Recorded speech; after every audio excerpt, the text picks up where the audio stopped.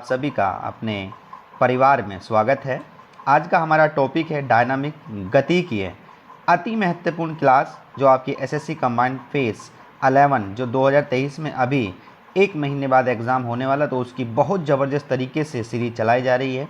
सभी बच्चे परिवार को ज़्यादा से ज़्यादा शेयर करिए और ज़्यादा से ज़्यादा बच्चे जुड़ने की कोशिश करिए। मैं अति महत्वपूर्ण आपके 1 to 1 अभी जो है करंट अफेयर भी स्टार्ट करने वाला हूँ, स्टैटिक जीके भी आपके लिए लेकर आना हूँ। हर एक पॉइंट पर हम बात अच्छे से डिस्कस करने वाले हैं। तो चलिए दोस्तों, पहला क्वेश्चन आपके गति की डायनामिक का पहला क्वेश्चन आपके सामने आ चुका है और क्लास को लास्ट तक देखिएगा, जिसमें मैंने अति महत्वपूर्ण क्वेश्चन जो बार बार कम से कम 20-20 बार हर एक एग्जाम में पूछे गए क्वेश्चन आपके बीच में लेकर आया हूं। तो एक व्यक्ति को स्वतंत्र या मुक्त घूमते घूर्णन प्लेटफॉर्म पर अपने कोणीय संवेग को घटाने के लिए क्या करना चाहिए? तो दोस्तों इसका सही बिल्कुल जो आंसर है वो हमारा सटीक आंसर बहुत ही प्यारा सा है और वो इसका आंसर क्या है दोस्तों?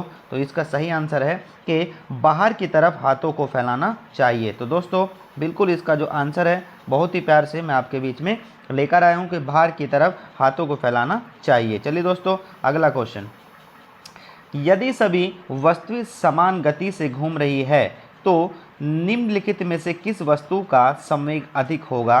दोस्तों बिल्कुल आज का जो बेहतरीन जो सबसे अच्छा और बेहतरीन और ज़बरदस्त क्वेश्चन जो आपके लिए मैं एक होमवर्क देने वाला हूं, वो हमारा यही क्वेश्चन एक होमवर्क है। जितने भी बच्चे हैं इस सभी को विजिट करिएगा और इसका आंसर सभी बच्चे अपने कमेंट्स बॉक्स में ज़रूर दीजिएगा। तो चलिए क्वेश्चन नंबर 2 आज आपको होमवर्क दिया गया है। आगे क्वेश्चन नंबर 3, निम्नलिखित में से रॉकेट की गति पर कौन सा संरक्षण का नियम लागू होगा? तो दोस्तों इसका बिल्कुल सही आंसर हमारा क्या हो जाता है? इसका सही आंसर हमारा हो जाता है संवेग संरक्षण। संवेग संरक्षण इसका सही आंसर क्वेश्चन नंबर 3 का सी ऑप्शन इज आपका करेक्ट हो जाता है।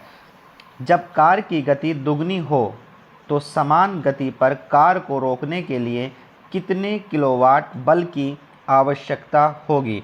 दोस्तों याद रखिएगा, बहुत ही प्यारा सा क्वेश्चन है और इसका सही आंसर कितना हो जाता है दोस्तों? इसका कितना होगा?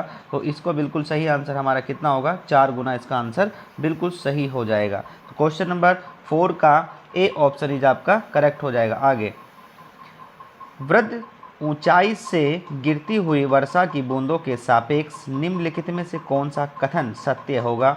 क्वेश्चन नंबर 5 का ए ऑप्शन, अनंत वेग के साथ गिरना जो कि भिन्न भिन्न बूंदों के लिए भिन्न भिन्न होगा। तो दोस्तों इसका सही आंसर हमारा क्या हो जाएगा? ऑप्शन ए ही इसका क्या हो जाता है? आपका करेक्ट हो जाएगा। क्वेश्चन नंबर 5 का ए ऑप्शन इज आपका करेक्ट। आगे बढ़ेंगे क्वेश्चन नंबर 6, जब कोई खिलाड़ी किसी गेंद को पकड़ता है या लपकता है अपने हाथों को पीछे या नीचे की ओर क्यों लेके जाता है? बल को कम करने के लिए, संवेग को कम करने के लिए, आवेग को कम करने के लिए या लपकने या पकड़ने के समय को कम करने के लिए? तो दोस्तों इसका सही आंसर हमारा क्या होगा? तो बिल्कुल याद रखिए, आवेग को कम करने के लिए इसका आंसर बिल्कुल सही हो जाता है। क्वेश्चन नंबर 5 का सी ऑप्शन इज आपका करेक्ट हो जाता है। आगे बढ़ेंगे क्वेश्चन नंबर 7, साइकिल के पहिए में प्रयुक्त तिल्लियाँ साइकिल की बढ़ा देती है। तो दोस्तों इसका सही आंसर आप सभी को पता है, वो हमारा क्या होगा? जड़त्व गति। क्या होती है? जड़त्व गति इसका सही आंसर हो जाता है। आगे, एक गोला समान ऊंचाई से दो भिन्न अवनत सतहों पर भिन्न कोणों से लुढ़कते हुए नीचे की ओर आता है तो यह ऐसा करता है। दोस्तों इसका सही आंसर क्या होगा? समान समय में समान गति के साथ, समान समय और समान गति के साथ या समान समय के साथ। तो इसका सही आंसर क्या होगा?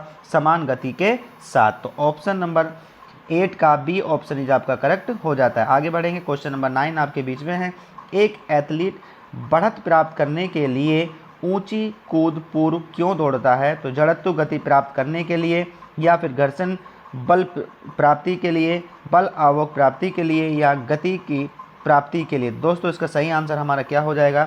जड़त्व गति प्राप्त करने के लिए। तो दोस्तों इसका सही आंसर 9 का ए ऑप्शन इज आपका करेक्ट हो जाता है। आगे बढ़ेंगे, एक पायलट या वायुयान चालक द्वारा लक्ष्य को भेदन हेतु बम को गिराना होगा, तो इसका सही आंसर क्या होगा? लक्ष्य के ऊपर, लक्ष्य के आगे, लक्ष्य से पूर्व या कोई नहीं। तो दोस्तों इसका सही आंसर क्या होगा? एक पायलट वायुयान चालक द्वारा लक्ष्य को भेदन हेतु बम को गिराना होगा, वो कब होगा? लक्ष्य से पूर्व। तो सही ऑप्शन क्या हो जाता है इसका? सी ऑप्शन इज आपका करेक्ट हो जाता है। आगे बढ़ेंगे। एक बम बड़ी मात्रा में छोटे टुकड़ों में विस्फोटित हो जाता है तो सभी छोटे टुकड़ों का संवेग क्या होगा? दोस्तों इसका सही आंसर क्या होगा? सभी का मान कैसा हो जाएगा? शून्य हो जाता है। तो क्वेश्चन नंबर 11 का ए ऑप्शन इज आपका करेक्ट हो जाता है। आगे बढ़ेंगे। वेग समय ग्राफ की ढाल निरूपित करता है। दोस्तों याद रखिएगा, वेग समय ग्राफ की ढाल निरूपित करता है, तो इसका सही ऑप्शन हमारा क्या होगा? तो क्या हो जाए? त्वरण इसका हो जाता है। एक्सीलेटर इसका सही आंसर आपके बीच में रखा है। 12 नंबर का ए ऑप्शन इज आपका करेक्ट हो जाता है। आगे बढ़ेंगे। रेल पटरियां किनारों पर मुड़ी होती है क्योंकि ट्रेन के भार में क्षैतिज घटक में आवश्यक अपकेंद्रीय बल प्राप्त करने के लिए, पटरी तथा ट्रेनों के पहियों के मध्य घर्षण बल न उत्पन्न होने के लिए, या ट्रेनों के भार के क्षैतिज घटक में आवश्यक अभिकेंद्रीय बल प्राप्त करने के लिए, या ट्रेन अंदर की ओर न गिर सके इसलिए। तो दोस्तों इसका सही ऑप्शन क्या हो जाएगा? इसका ऑप्शन सी इज आपका करेक्ट हो जाता है। ट्रेन के भार में क्षैतिज घटक से आवश्यक अभिकेंद्रीय बल प्राप्त करने के लिए। क्वेश्चन नंबर 13 का सी ऑप्शन इज आपका करेक्ट हो जाता है। आगे बढ़ेंगे। जब एक गतिशील कार अचानक रुकती है तो उसमें बैठा यात्री आगे की ओर झुक जाता है, क्यों? तो दोस्तों इसका सही ऑप्शन आपका क्या होगा? वो अपकेंद्रीय बल, गति, विराम या गुरुत्व। तो इसका सही ऑप्शन क्या हो जाएगा? क्वेश्चन नंबर 14 का सी ऑप्शन इज आपका करेक्ट हो जाता है, गति जड़त्व के कारण। ठीक है नहीं, चलिए आगे बढ़ेंगे। क्वेश्चन नंबर 15 आपके बीच में है। सड़क पर चलती बैलगाड़ी के पहिए की गति किसका उदाहरण है? दोलन तथा घूर्णन गति, दोलन तथा रूपांतरित गति, रूपांतरित तथा घूर्णन गति। तो दोस्तों इसका सही ऑप्शन हमारा क्या हो जाएगा? रूपांतरित तथा घूर्णन गति इसका सही ऑप्शन ये आपका करेक्ट हो जाता है। क्वेश्चन नंबर 15 का सी ऑप्शन ये आपका करेक्ट हो जाता है। आगे बढ़ेंगे दोस्तों। एक वस्तु द्वारा तय की गई दूरी वस्तु द्वारा कुल दूरी तय करने में लिए गए समय के वर्ग के समानुपाती होता है, तो उसका त्वरण क्या होगा? दोस्तों बहुत ही बेहतरीन और बहुत ही ज़बरदस्त है क्वेश्चन। तो इसका सही ऑप्शन हमारा क्या हो जाएगा? इसका सही ऑप्शन हमारा क्या होगा? घटेगा। बिल्कुल सही बात है। तो इसका सही ऑप्शन आपका क्या होगा? बी ऑप्शन इज आपका करेक्ट हो जाएगा। आगे बढ़ेंगे। अचर गति के साथ एक वस्तु त्वरित नहीं होगी या त्वरित हो सकेगी, सदैव त्वरित में रहेगी या अचर वेग रखती है। तो दोस्तों इसका सही ऑप्शन इसका क्या हो जाएगा? कि अचर गति के साथ एक वस्तु त्वरित नहीं होगी। तो क्वेश्चन नंबर 17 का ए ऑप्शन आपका करेक्ट हो जाता है। आगे बढ़ेंगे। Question number 18। किसी आदर्श गैस के कणों की औसत गतिज ऊर्जा समानुपाती है कणों के वेग, कणों के द्रव्यमान, गैस के विशुद्ध तापमान के, या फिर आपका तापमान वातावरण के तापमान के। तो दोस्तों इसका सही ऑप्शन क्या होगा? ये इसका सही गैस के विशुद्ध तापमान के। तो इसका सही ऑप्शन है आपका क्या हो गया? 18 का सी ऑप्शन इज आपका करेक्ट हो जाता है। आगे। गोली दागने के बाद कैनन या गोली का खोल पीछे की ओर धक्का क्यों देता है? ऊर्जा संरक्षण के कारण, उत्पन्न गैसों के पीछे की ओर धक्का लगने से, न्यूटन के तीसरे नियम गति अनुसार, या न्यूटन के गति के पहले नियम के अनुसार। तो दोस्तों इसका सही ऑप्शन क्या होगा? न्यूटन के तीसरे नियम के अनुसार। चलिए दोस्तों आगे बढ़ेंगे। 19 नंबर आपके बीच में है। किसी वस्तु का संवेग किन कारकों पर निर्भर करता है? तो दोस्तों इसका सही बात करेंगे। इसका फॉर्मूला क्या होता है? इसका फॉर्मूला मोमेंटम हो जाता है, और इसका फॉर्मूला हमारा क्या होता है दोस्तों? क्या होता है? m इंटू वी इसका फॉर्मूला हो जाता है। तो हम कहेंगे कि जो मोमेंटम होता है वो किस किस के मास के और वेलोसिटी के साथ में काम करता है। तो वस्तु के द्रव्यमान, बिल्कुल ए ऑप्शन इज आपका करेक्ट सही हो रहा है। उसके बाद वस्तु की चाल, बिल्कुल सही बात है दोस्तों। इसमें वस्तु का आयतन, इसमें कहीं आयतन की बात नहीं हो रही है, इसमें सिर्फ दो ही चीज़ है, मास और वस्तु की चाल। तो सही ऑप्शन हमारा क्या हो जाएगा? बी ऑप्शन इज आपका करेक्ट हो जाता है। चलिए दोस्तों आगे बढ़ेंगे। 20। जेट इंजन किस संरक्षण के नियम पर कार्य करता है? दोस्तों जेट इंजन किस संरक्षण के नियम पर कार्य करता है? तो वो दोस्तों वो होता है हमारा कौन सा? रेखीय संवेग। कौन सा होता है दोस्तों? इसका सही ऑप्शन रेखीय संवेग हो जाता है। आगे बढ़ेंगे। 21, निम्नलिखित में से क्या चाल की इकाई नहीं है? तो दोस्तों इसका सही आंसर आप देखिएगा क्या होगा। चाल की इकाई यानी कि चाल बराबर क्या होता है, आप यहाँ पर देखिएगा। चाल बराबर दूरी बटे समय। दूरी बटे समय। दूरी किसी में भी ले लीजिए आप, किस में, लेंथ में ले लीजिए, और समय आप किस में, एस में ले लीजिए। तो अब आप देख लीजिए मीटर प्रति सेकंड, बिल्कुल सही बात है, बिल्कुल सही है। किलोमीटर प्रति घंटा, बिल्कुल ये भी मैच कर रहा है। वर्ग मीटर प्रति घंटा, बस यही मैच नहीं कर रहा है दोस्तों, सेंटीमीटर प्रति घंटा। तो इसका सही जो आंसर हो जाएगा वो दोस्तों क्या होगा, आप यहाँ से देखेंगे तो इसका सही जो इसमें कह रहा है कि इसकी यूनिट नहीं है, तो वो इसकी यूनिट क्या नहीं है, वर्ग मीटर प्रति घंटा इसकी सही यूनिट नहीं। तो क्वेश्चन नंबर 21 का सी ऑप्शन इज आपका करेक्ट हो जाता है, बाकी यूनिट मैच कर रही है। आगे बढ़ेंगे। वाहनों को सुरक्षित मोड़ लेने के लिए आवश्यक केंद्रीय बल प्रदान करने हेतु किसी घुमावदार सड़क के बाहरी किनारों को आंतरिक किनारों से ऊपर करने की प्रक्रिया को क्या कहते हैं? दोस्तों इसको कहते हैं, इंग्लिश में कहते हैं इसको सुपर एलिवेशन, और अगर हम बात करेंगे हिंदी में भवोत्थान, और अगर बात करें तीसरा नाम सड़क की बैंकिंग। तो दोस्तों इसका सही ऑप्शन क्या हो जाएगा? ए, सड़क की बैंकिंग। बिल्कुल सही बात है, इसका हमें आंसर मिल गया। चलिए दोस्तों बड़े ही शानदार तरीके आपके बीच में आंसर आ रहे हैं। चलिए दोस्तों आगे बढ़ेंगे।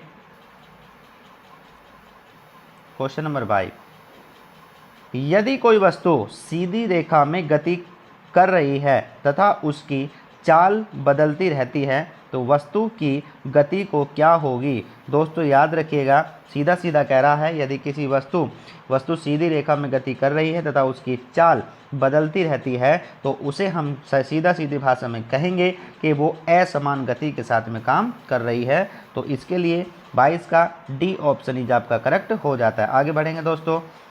यदि कोई वस्तु सीधी रेखा में नियत चाल से गति करती है तो उसकी गति को क्या कहते हैं? दोस्तों इसका सही, यानी कि अब क्या है, कोई चाल में परिवर्तन नहीं है, वो सीधी नियत चाल से चल रही है, तो उसको हम कहेंगे एक समान गति। तो क्वेश्चन नंबर 23 का ए ऑप्शन इज आपका करेक्ट हो जाता है। दोस्तों नियत चाल से